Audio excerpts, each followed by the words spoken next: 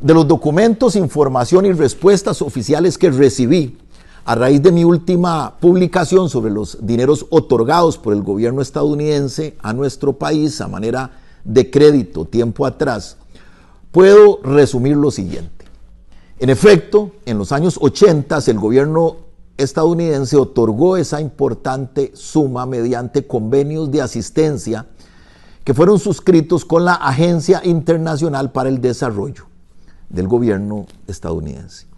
Con ese dinero emitido por una entidad de naturaleza pública como lo era el AID, el Banco Central, otra entidad pública nuestra, emitió un reglamento para la utilización de esos recursos crediticios provenientes de esos convenios.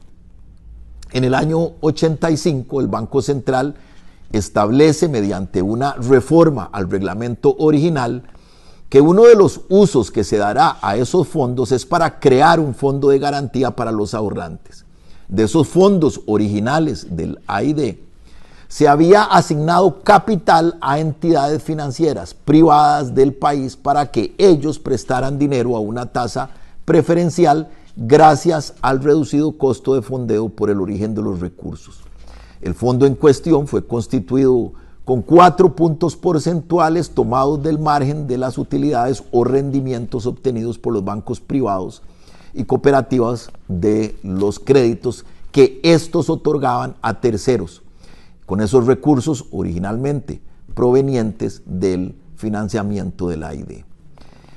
El Banco Central indica que el dinero nunca pasó a formar parte del patrimonio de ese banco, cuya actuación fue básicamente mantener dicho dinero depositado en una cuenta separada para su posterior uso por parte de los bancos y cooperativas privadas.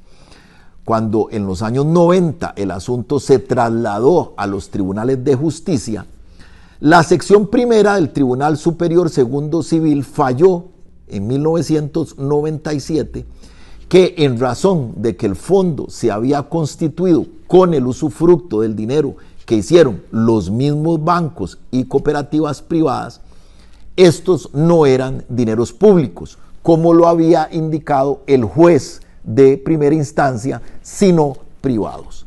Y ahí finalizó la situación. Finalmente el crédito fue devuelto por los bancos al AID. 2 conclusiones que extraigo de esta vieja historia.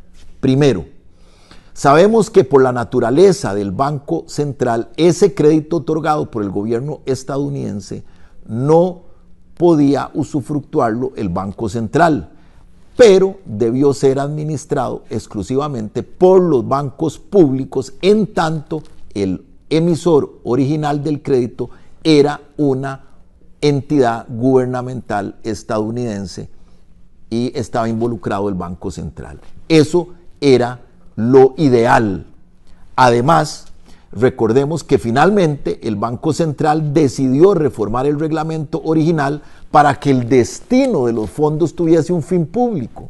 Si ese era el objetivo original del Banco Central, con mayor razón debió otorgar esos fondos a los bancos públicos.